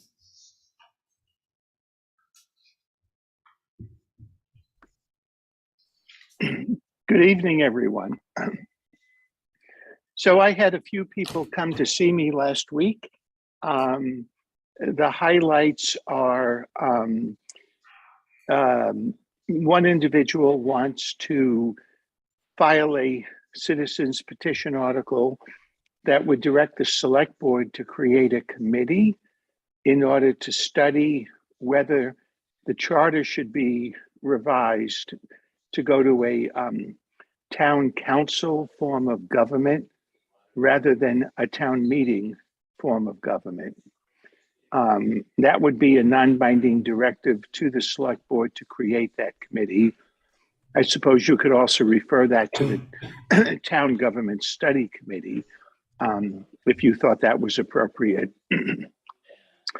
There was another individual who came to see me that wants to remove the Historic District Commission from the Plus Department, and that would require a charter amendment in order to accomplish that, because currently under the charter, the HDC is part of the town administration department. There was an individual who wanted to enact a bylaw amendment that would limit the amount of noise that could be produced by amplified music on town beaches. And what else was there? That was pretty much it. They were relatively I would call them non-controversial changes in terms of what would have to be done in order to effectuate the intent of the articles. But overall, it was a fairly quiet 2 days, I'd have to say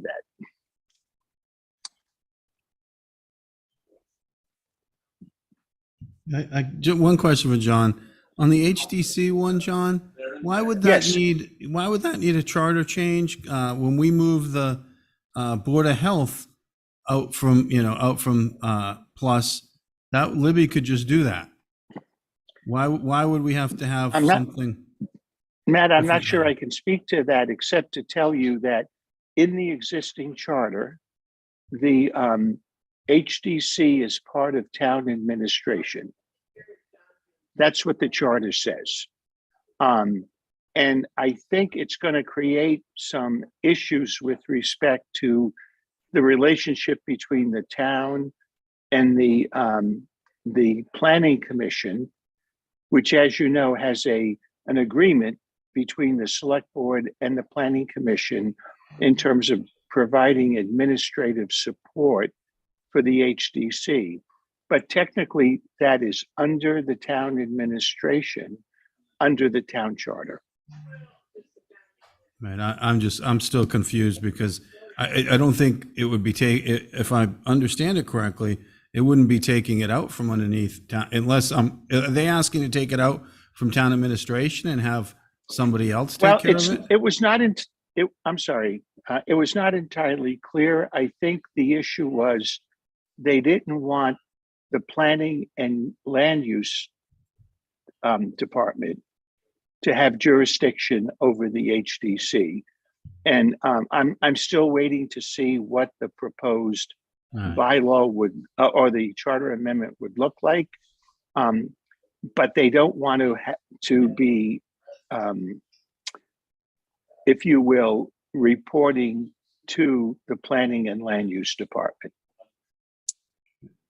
And I'd have to see it too. I'm sorry to butt in again. Right. I'd have to see it too, because my understanding is that, you know, we can, it's still going to be underneath town administration, whether it's at Plus or whether it moves somewhere else. And I don't see, and so I'd have to understand why a charter change is even necessary. I think it's a operational or management change, unless there's something I don't get about it. So that's fine. Thank you. Understood. Understood.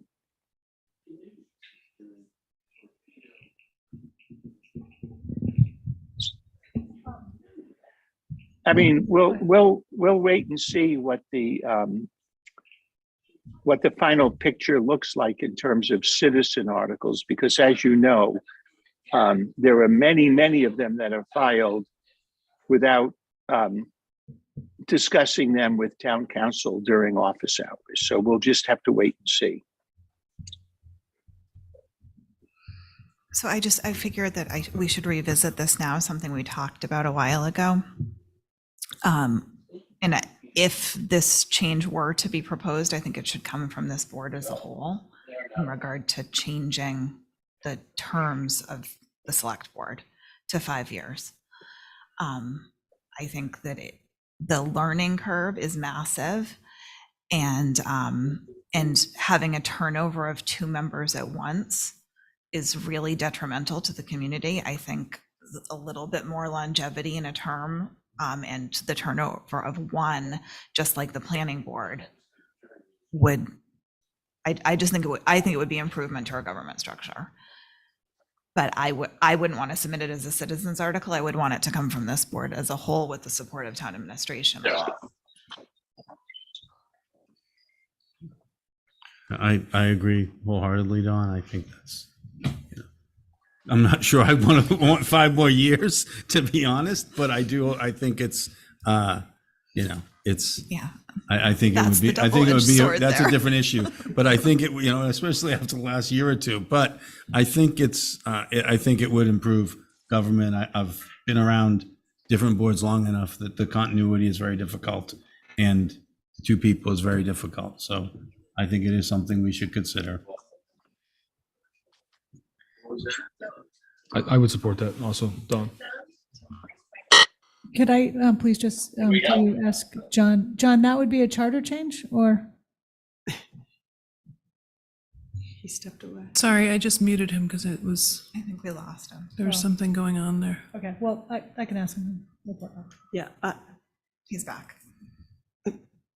John, you're muted.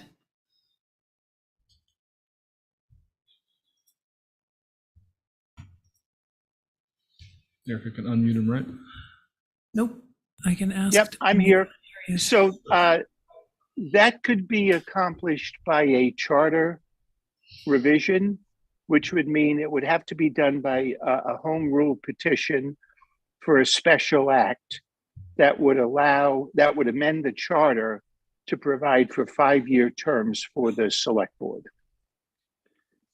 It couldn't be done just by a town meeting amendment and then a ballot question. It would require a special act. Yeah, and we also could look at how to roll it out so it all falls in line, right? So Yeah. it wouldn't just be boom right off the bat. Yeah. Right. I mean, You'd have I'm sorry, you'd have to have a transition provision in the special act as to when it would take effect. So we'd have to look at what makes the most sense on that. Brooke? Yeah, I agree in principle. It's a big job, and it's 5 years is a big commitment. And I don't know how many people in our community have the ability, whether we make it more inaccessible for people who don't have certain structure in their lives to run if it's for 5 years. So that would just be the flip side. Yeah. I mean, it might be interesting to look at how many people have only served one term, though. Yeah. Because maybe someone would serve one term as 5 instead of doing 2 terms as 6. Yeah, it warrants investigation for sure, but that would just be my concern. I think it's daunting at 3 or 5 years. Yeah. Yeah. Can we go to Mary Longmaker?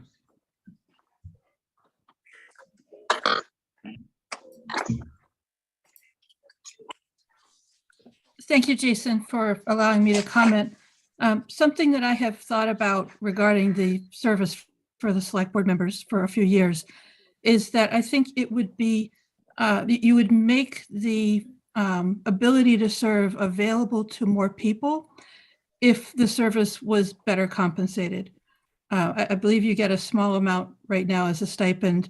I would like to see that more in the range of $10,000 a year, so that people who gave so much of their time and energy toward service toward the community would be able to maybe not need that second job in order to live on the island. I think if you're considering changes to the makeup of the select board and you're concerned about the ability of people to serve, then you ought to look at compensation as well. I think that people, if they were, earning as much as they could from a second job, might be more willing and able to serve, particularly at a 5-year commitment rather than a 3-year commitment. So I'll just offer that for your consideration. Thank you. Thank you, Mary. It's not a bad idea. It just doesn't look great if it comes from us, right? So if there could be an amendment on town floor by a non-select board member, then that would make more sense. Or it starts after everybody here who leaves or something like that to make it look like it's not Congress just giving themselves a pay raise. That just happened in Boston. Yeah. The mayor said 11% and they came back at 20-something%, and she's thinking about whether she's gonna veto it or not. So yeah. The other part about people who want to just jump into the select board, I think that's really more difficult to do. I think the FinCom or Affordable Housing Trust or some other entities on island are great first steps, because then at least you're coming in, or our planning office or being part of a comprehensive plan or something like that is a great first step, because then you're coming in with a base of knowledge. And I think when people, what I've seen over the years is when people try to get here right from the beginning, they may get elected, but it's very difficult to be effective. It's even more difficult than the people who serve, like Tom was on HTC, and I was in FinCom and Comp Plan, and other people. You guys have been in other things before you were here. You actually have. You're going to be more successful. So I don't think that we should be thinking about this position as something that, make it easier for more people to apply. I think it's the other positions that we should be encouraging people to serve in, to get the knowledge, so when they get here, they're ready to go. And we're seeing that trend starting to happen. It is happening, and that COVID. is working, Yeah. and that will filter its way through here. Yep. And I think that's a better thing than trying to make it not easy to get here, and I'm not saying it because I don't want competition or people running against us or anything like that. I'm just saying, for the good of the town, the more of a background in government and in other sectors of government someone has before they get here, the better off we all are. Is there a way to hybrid it, 5s and 3s or 2s or anything like that? Just thinking of giving someone, 2 years is really, you really get going after your second year, especially if you haven't done what Matt's saying, I've been on other things. Yeah, I think the terms being any shorter would be a huge mistake. Right. If someone had a life-changing event, like Melissa had something significant change, there is a process to do a new election. And I completely agree with Mary on the compensation, but I don't know if there's a way to approach that where, like, I would be willing to stand up and speak for it and waive me getting that compensation, because it feels too self-serving, and that we would just get eaten alive with that discussion. Nobody would even want to talk about the actual term length if we opened with a big raise. John? Jason, if I may, in terms of the historic perspective, the common mode or model, and I'm talking 30, 40, 50 years ago, not because I was there, but I've read about it, was that there was, the select board was 3 members, and they were full-time paid, really employees of the town. And that, of course, has gone in a different direction over the years to 5, maybe not totally unpaid, but certainly not paid as full-time employees. You know, there's a stipend that goes along with being a select board member. Not that this matters, but I am not aware of any other town that has terms of office for select board members in excess of 3 years. You may know differently, but that's not been my experience. What is far more common is when you get to this point is to go to a town council form of government with 9 members, the legislative body. You all would lose your job, so to speak, because under that model, there isn't a select board, but there typically is a town manager. And oftentimes those charters refer to the city known, for example, as the town of Watertown. 9-member town council, town manager, no select board. And I think you are going to see a proposal from Mr. Barnes that would actually direct the select board to study that form of government. In town of Waterford, John, are they paid full time? I can't answer that question. I don't know, Jason. I don't know of anyone that's paid as a full-time position as either a select board or a town council member. They could very well get a stipend, however. But then of course you're becoming more of a city than a town. Well, we have city level. You told me this my first year, John. We have city level complexity. Well, you have on steroids, actually. Yeah. Yeah. So we can call ourselves a town, but we have city issues. Brooke? Yep. So, based on my experience so far, in terms of the time I spend, the compensation I receive, I love this job. I love everything I'm learning. I love participating across town government in different and diverse aspects of town government. But it's a lot to ask of someone. I mean, you guys all have full-time jobs. I don't. I can't even imagine doing this and having a full-time job. I really can't. And I would advocate for compensation now. I have no problem doing that. I think we're way behind the curve on that in terms of who this job is accessible to. And I think that, maybe we put it off 1 year and take up this question of studying town council as an alternative model that would solve for this as well as for questions of accessibility and what is the appropriate form of government for a community of our complexity and size. I'd rather not take up a change in our terms if we're going to have that conversation in full. We should have that first. If the community's starting to talk about that, and they are, I'm hearing it. If it's the right thing for the community, I'll vote my way out of a job tomorrow, run again for town's council if that's what. But I'm very concerned that the lack of compensation makes this prohibitive for people who would be really good in the job and just can't do it. I agree. Dawn, is the main reason for 5, because I've said the same thing for a while. not having the potential of having two new select board members at the same time come in and that learning curve. Yeah, I mean, the 5 makes it so it's one person up for election every year. And it's also the learning curve, and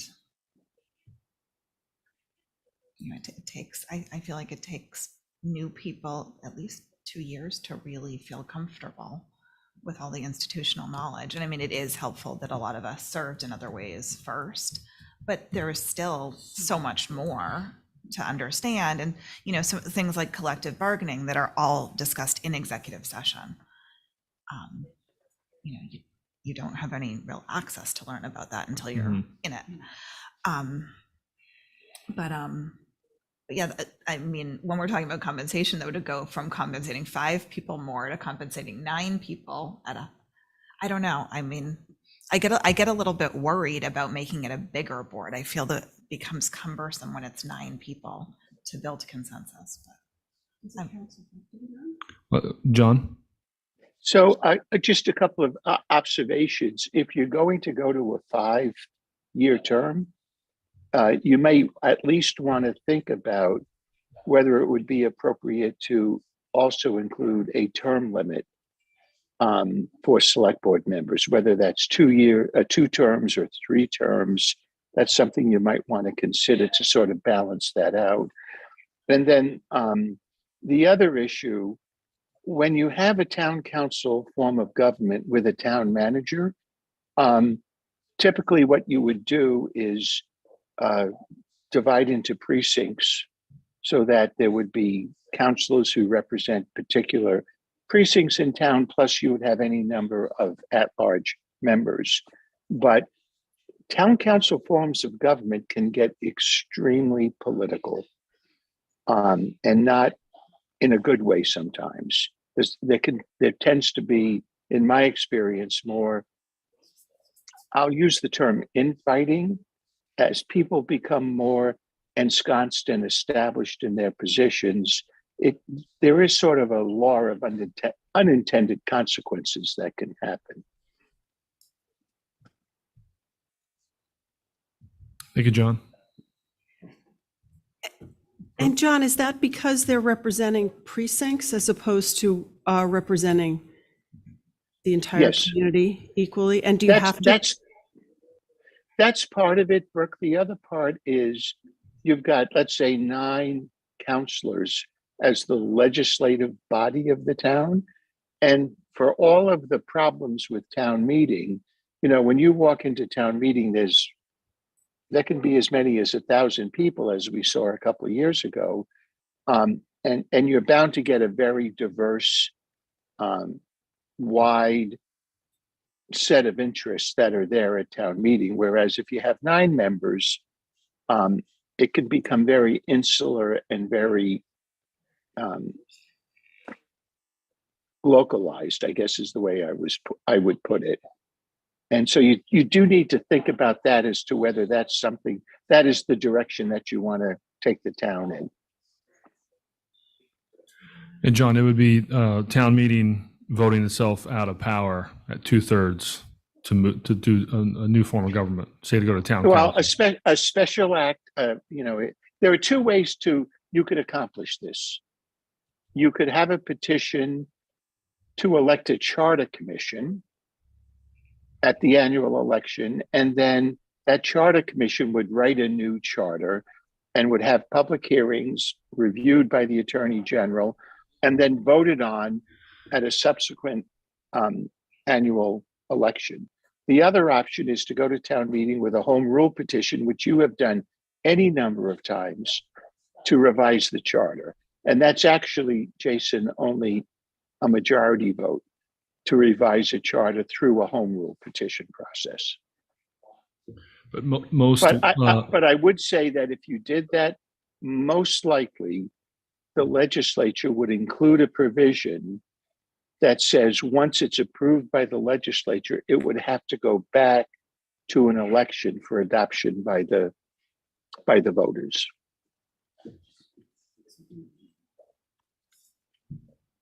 Okay, thanks, John. History, it was 72 when we changed from, from 3 to 5, or we changed to 5-year terms, and they had 11 different people, 2 people for 1 year, 2 year, 3 year. They had to add on to existing terms to get to the, to the 3-year term, or to get 5 people. So that was kind of interesting. So that was when that all happened. Go to Gary Beller. Libby, you still have some more, or was that it? Oh, okay. Go ahead, Gary. Can you hear me now? Yes. Thanks, Jason. Just a couple of comments. First, in hearing this conversation reminds me something I said to the meeting several weeks ago in the public speaking period, which is I think it's a good idea perhaps for you to reconstitute in some form the Town Government Study Committee, because these are the issues that they should be focusing on. The only other point I had was that question for our town council. When Libby mentioned the number of items that would have to go to the town meeting this year, it included a number, what she put down on that list, of items that home rule charter changes which had not been approved by the Attorney General's office, among which were a number of the recommendations from the Town Government Study Committee. And I was curious to know from John whether or not there is a reason that so many of the items approved at the annual town meeting have still not cleared the Attorney General's office by this time, which would require us to go back to the annual town meeting a second time. I wonder if there's an answer for that, John. Yes, sir. So it's not a question of the Attorney General not acting, because a home rule petition goes directly to the legislature in Boston. And there are hundreds and hundreds of home rule petitions that are filed every year based upon town meeting votes across the Commonwealth. And I would not read anything necessarily into the fact that the general court has not acted on some of those. I think it's just a question of the volume and other business and priorities that the general court has. Your amendments to the charter that were put into one article based upon the recommendations of the Town Government Study Committee were not particularly controversial or monumental. It's just a question of the legislature not getting to them. That's the way I would look at it. Thank you. Boston City Council went from 103.5 to 125. That's what their increase was. So that's why the mayor is considering, and they raised hers 20% too, and that's why she's considering vetoing it. Anything else? You're all set, Libby? Okay. Any select board comments, committee reports? Just that CPC did their the interviews yesterday, and we'll be deliberating in about another week, or no, actually about 2 weeks on that. There's some good applications. I will say that there's no open space applications. And I mean, one important thing to note is that recreational things have been covered under the open space, like the pickleball courts and the playground that was put on land bank property in conjunction with Maria Mitchell. And we should be thinking about whether there's some other things like that that could be crafted into an application for next year. Thank you, Don. Something to think about is, because that money the 10% gets held over from one year to the next. And so we had talked about maybe a playground at 6FG, right? And maybe that's an option for an application. Yeah, that's one of the to the CPC. Yeah. Matt, anything else? Anyone? All right, motion to adjourn. So moved. Second. All those in favor? Aye. Aye, that passes. Thank you all.